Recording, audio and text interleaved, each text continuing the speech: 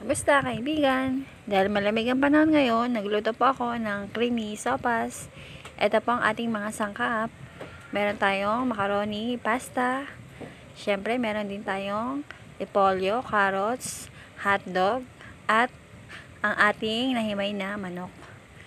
Bali, nagisa na po ako dyan ng bawang. At nilagay ko na rin po ang ating macaroni, pasta.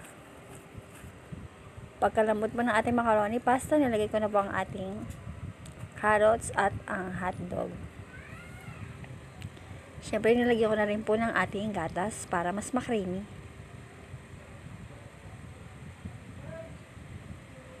Guys, napakasarap ng ating sopas ngayon dahil marami siyang sahog at mga gulay. Pagkakulo po, nilagay ko na rin po ang ating repolyo at ang ating spring onions para mas makremy at mas masarap.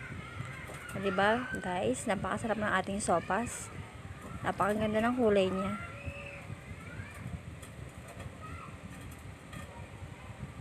Masarap humigop ng sabaw ngayon, lalo't malamig ang panahon. Luto ng ating creamy sopas. Tikman na po natin. Napakaganda ng kulay niya. Napakasarap na ito. Pwede natin pang merienda, pang almusal, at pwede na rin natin pang ulam. Wow, ang sarap niya guys. Napaka-creamy. Dahil sa gatas na nilagay natin. At napakamalasa dahil sa manok ang inilagay nating sahog. Thank you for watching. Bye!